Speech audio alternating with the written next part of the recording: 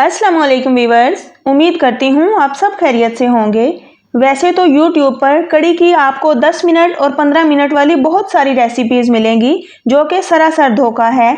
अगर आप भी कड़ी पकोड़ा की ऑथेंटिक और ओरिजिनल रेसिपी सीखना चाहते हैं तो ये रेसिपी बिल्कुल आपके लिए है। साथ ही पकोड़ों को क्रिस्पी, अंदर से सॉफ्ट और फ्लफ़ी बनाने का आसान तरीका आज मैं आपके साथ शेयर करूंगी। तो फ्रेंड्स, इस रेसिपी को देखने के बाद आपको मज़ीद कोई भी वीडियो देखने की ज़रूरत नहीं पड़ेगी। ये एक रेसिपी आपको मुकम्मल कड़ी मास्टर बना देगी इंशाल्लाह। तो फ्रेंड्स, अच्छे रिजल्ट के लिए आपने रेसिपी को फुल वॉच करना है। बढ़ते हैं, ये शानदार रेसिपी बनाना शुरू करते हैं। बिस्मिल्लाहिर्रहमानिर्रहीम। तो सबसे पहले मैंने यहाँ पर एक ब्लेंडर जग लिया है। जग को अच्छे से वॉश कर लिया है और अब मैंने यहाँ पर आधा किलो दही लिया है। दही आपके पास गाढ़ा होना चाहिए। ये तमाम दही मैं इस जग के अंदर ऐड कर दूंगी और इसी के साथ फ्रेंड्स, मैंने उसी शॉप से दही का पानी भी लिया है। आप जिस स्टोर से दही परचेज करेंगे तो आप शॉप वाले से दही का पानी भी ले सकते हैं, जिससे बड़ा ही एक ऑसम रिजल्ट मिलेगा। ज़रूर से इसको आजमा कर देखिएगा। तो थोड़ा सा मैंने बर्तन का अंघाल भी डाल दिया है, पानी यानी कि उसके अंदर डाल दिया है और साथ ही यहाँ पर 1 कप बेसन का हम यूज़ करेंगे।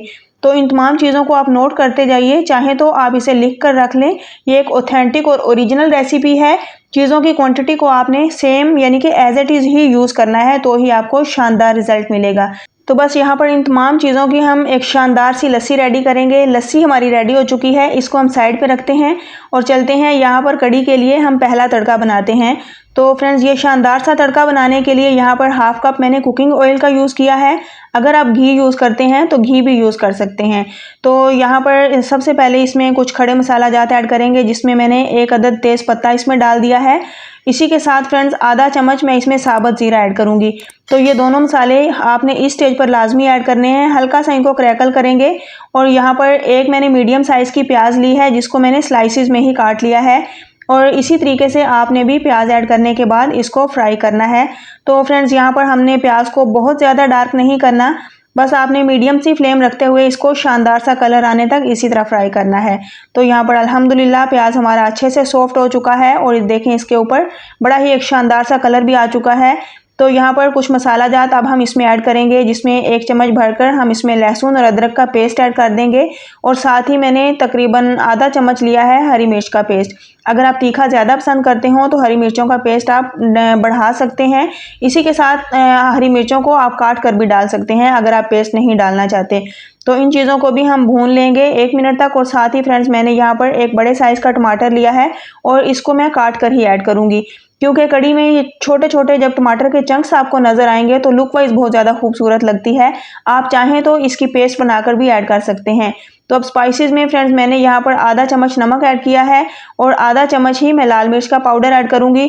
तकरीबन 1 टीस्पून मैं इसमें हल्दी पाउडर ऐड कर दूंगी। आप ये तमाम मसाला जात अपनी चॉइस के अकॉर्डिंग या फिर अपने टेस्ट के अकॉर्डिंग कम या ज़्यादा कर सकते हैं। थोड़ा सा इसमें पानी ऐड करेंगे और पानी आपने लाजमी से मसाले में डालना है। इस तरह मसाले की बुनाई अच्छी हो जाती है और मसाले जलते नहीं हैं। तो फ्रेंड्स, आपने एज इट इज़ रिजल्ट के लिए रेसिपी को फुल वॉच करना है। अगर आपको मेरी ये रेसिपी पसंद आए तो वीडियो को लाइक और शेयर ज़रूर कर दें। चैनल पर न्यू है तो चैनल को भी सब्सक्राइब कर दें। यहाँ पर मैं इसको ढककर छोड़ दूँगी मीडियम सी फ्लेम करते हुए, ताकि जितने भी इसमें मसाला जाते हैं वो भी अच्छे से भून जाएँ और टमाटर भी सॉफ्ट हो जाएँ। तो यहाँ पर मैंने 1 मिनट के लिए इसको छोड़ा था। दम में हमारे ये टमाटर बहुत अच्छे से सॉफ्ट हो चुके हैं। तो आपने ये काम लाजमी करना है। बाकी की जो कसर रह गई होगी वो आगे चलकर टमाटर सॉफ्ट हो जाएंगे जब हम इसमें बाकी की चीज़ें ऐड करेंगे। तो यहाँ पर हमारा ये शानदार सा मसाला रेडी हो चुका है। तो बस इस स्टेज पर हमने जो लस्सी रेडी करके रखी है वो लस्सी इसमें ऐड करेंगे और इसके बाद फ्रेंड्स, हमने इसमें कुछ पानी भी ऐड करना है। तो इस हिसाब से मैं इसमें 3 गिलास पानी ऐड करूँगी, जो कि एकदम परफेक्ट रेशो है। आपने भी इस रेसिपी को, मैं बार बार कह रही हूँ कि एज इट इज़ ही यूज़ करना है, तो ही आपको सेम रिजल्ट मिलेगा। तो यहाँ पर 3 गिलास पानी ऐड करने के बाद इसको हम एक बार अच्छे से मिक्स करेंगे। तो आपने बहुत ज़ोर ज़ोर से इसको नहीं चलाना, बस हमने इसमें बेसन का यूज़ किया हुआ है तो इसलिए वक्फे वक्फे से इसको चलाते रहेंगे। इसी तरीके से हमने इसको एक बार हिलाकर छोड़ दिया है। ढककर ऊपर से छोड़ेंगे जब तक कि इसमें अच्छा सा बॉयल आ जाए। तो फ्रेंड्स, बॉयल आने के बाद फिर हम इसको मीडियम टू लो फ्लेम पर पकाएंगे तकरीबन 40 टू 45 मिनट के लिए, जिससे हमें बड़े ही शानदार रिजल्ट मिलेंगे। तो यहाँ पर लगभग आधा घंटा गुजर चुका चुका है। मैंने इसको मीडियम टू लो फ्लेम पर छोड़ा हुआ है और आप इसकी कंसिस्टेंसी चेक करें, माशाल्लाह से कितनी ही ज़बरदस्त इसकी कंसिस्टेंसी आ रही है। तो यहाँ पर कड़ी को हम मीडियम टू लो फ्लेम पर ही छोड़ेंगे जब तक यहाँ पर हम पकौड़ों का सामान रेडी करते हैं। तो पकौड़ों की तैयारी के लिए फ्रेंड्स मैंने यहाँ पर 2 अदद आलू लिए हैं और आलू को छीलकर मैंने छोटे साइज़ में काट लिया है, क्योंकि कड़ी के पकौड़े का साइज़ बहुत बड़ा नहीं होता, तो इसलिए आपने इस चीज़ का ख़ास ख्याल रखना है। स्लाइसिस में मैंने एक मीडियम साइज़ की प्याज कट की है और इसी के साथ 2 से 3 अदद हरी मिर्चें मैंने इसमें काट कर डाल दी हैं। और यहाँ पर पालक तो लाजमी जाएगी पकौड़ों में, इसलिए एक मुट्ठी मैंने पालक का भी यूज़ किया है। ये तमाम चीज़ें अच्छे से धोकर आपने यूज़ करनी है। अब यहाँ स्पाइसेस की बारी है, जिसमें तकरीबन 1 टीस्पून मैंने इसमें नमक ऐड किया है, आधा चम्मच लाल मिर्च का पाउडर ऐड किया है, थोड़ी सी मैंने इसमें हल्दी डाल दी है। इसी के साथ आधा चम्मच कुटी हुई लाल मिर्च का यूज़ करूँगी, आधा चम्मच ही मैं इसमें साबुत ज़ीरा ऐड करूँगी और तकरीबन आधा चम्मच ही धनिया पाउडर का यूज़ करेंगे। तो फ्रेंड्स ये तमाम मसाला जात आप अपनी चॉइस के अकॉर्डिंग यूज़ कर सकते हैं। तो 1 कप भरकर हम यहाँ पर छना हुआ बेसन ऐड करेंगे। अब बेसन ऐड करने के बाद इन तमाम चीज़ों को हम एक बार हाथों की मदद से अच्छे से मिक्स करेंगे, ताकि हमें मालूम हो सके कि इसमें बेसन की अगर और ज़रूरत है तो इस स्टेज पर हम डाल लेंगे। तो यहाँ पर बेसन मुझे कम फील हो रहा था, तो तकरीबन आधा कप मैंने इसमें मज़ीद बेसन का ऐड किया है। इसे भी अच्छे से मिक्स करेंगे और अब हम पानी ऐड करेंगे इसमें थोड़ा थोड़ा, एकदम से पानी नहीं डालना, वरना फिर आपका ये बैटर पतला हो सकता है। तो थोड़ा थोड़ा पानी ऐड करते हुए हमने यहाँ पर ज़बरदस्त किस्म का इसका बैटर रेडी कर लिया है। तो फ्रेंड्स आप इस बैटर की लुक चेक करें, बिल्कुल इस तरीके से होना चाहिए, ना तो ये बहता हुआ हो और ना ही बहुत ज़्यादा हार्ड हो। तो इसकी परफेक्ट सी आपने कंसिस्टेंसी रखनी है। तो अब यहाँ पर मैं आपको वो सीक्रेट राज बताती हूँ कि जिससे हम पकौड़ों को फ्लफ़ी बनाएंगे। तो वो मेरे पास है बेकिंग सोडा, जो कि मैं इसमें यूज़ करूँगी। तकरीबन 2 से 3 चुटकी बेकिंग सोडा का आपने इसमें यूज़ करना है, जिससे एकदम सॉफ्ट और फ्लफ़ी और बिल्कुल फूले फूले से पकोड़े आपके रेडी होंगे, जो कि बिल्कुल रेस्टोरेंट स्टाइल कड़ी को टच देंगे।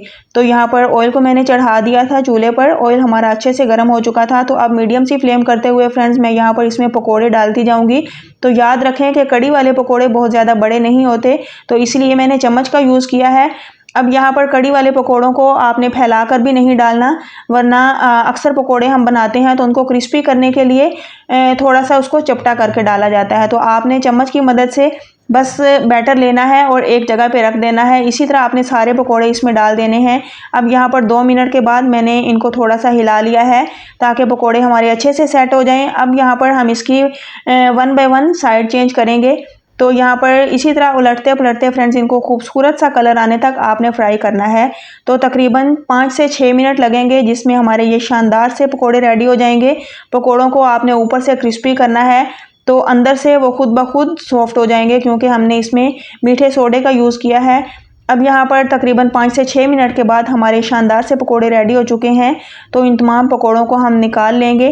फ्रेंड्स निकालने के बाद आपने फ़ौरन से इसको कड़ी में नहीं डालना, थोड़ी देर के लिए हम इसको बाहर रखेंगे ताकि पकोड़े थोड़े ठंडे हो जाएं, फिर उसके बाद हम इनका यूज़ करेंगे।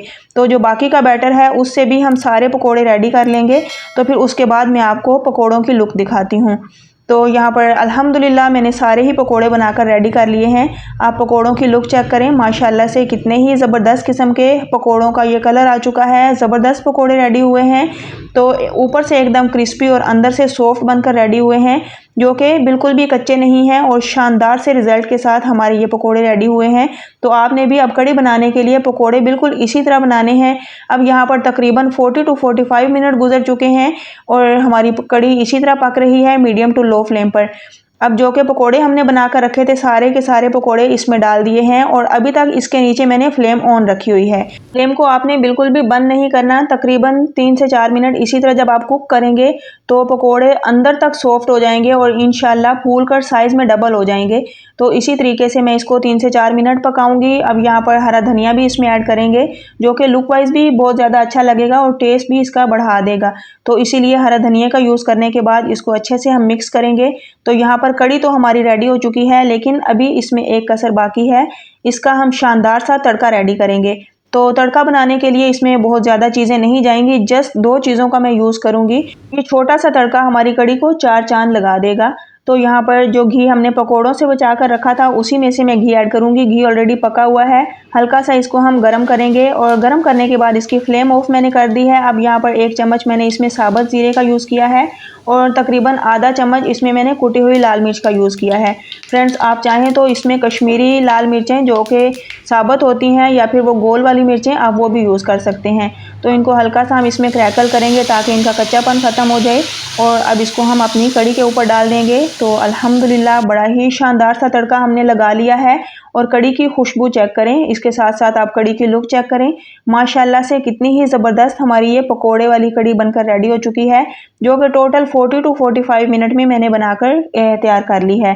फ्रेंड्स, वैसे तो यूट्यूब पर आपको कड़ी पकोड़ा की बहुत सारी ऐसी रेसिपीज़ मिलेंगी जो कि 10 मिनट और 15 मिनट में तैयार होती हैं, लेकिन वो ऑथेंटिक रेसिपी नहीं होती। उसमें पकोड़े डालने के बाद कड़ी सख्त हो जाएगी, तो इस तरह आपको परफेक्ट कंसिस्टेंसी नहीं मिलेगी। तो फ्रेंड्स, ज़बरदस्त रेसिपी के लिए आपने मेरी इस रेसिपी को लाजमी से ट्राई करना है। तो मैं आपको गारंटी देती हूँ कि अगर आप इस तरीके से एक बार कड़ी बनाएंगे तो इंशाल्लाह आपको हर कोई शेफ़ कहेगा, हर कोई आपको कड़ी मास्टर कहेगा। अगर इस तरीके से बनाई गई कड़ी आप हफ्ता भर भी फ्रिज में रख कर खाएंगे तो आपकी कड़ी कभी भी सख्त नहीं होगी, बल्कि जब भी आपने उसको खाना हो निकालें, गर्म करें और इस्तेमाल कर लें तो आपको सेम ऐसी ही कड़ी मिलेगी। यहाँ पर फ्रेंड्स, आप पकोड़ों की सॉफ्टनेस चेक करें, अंदर से कितने सॉफ्ट ये हो चुके हैं, क्योंकि हमने इसको कड़ी में तकरीबन 4 से 5 मिनट पकाया है। तो इसी तरह फिर शानदार रेसिपीज़ के लिए आप मेरे चैनल आसान खाने को लाजमी से सब्सक्राइब कर दें ताकि आने वाली हर नई वीडियो का नोटिफिकेशन आपको मिलता रहे। तो फिर नेक्स्ट इंशाल्लाह एक अमेजिंग रेसिपी के साथ आऊँगी। दुआओं में याद रखिए। अल्लाह हाफिज़।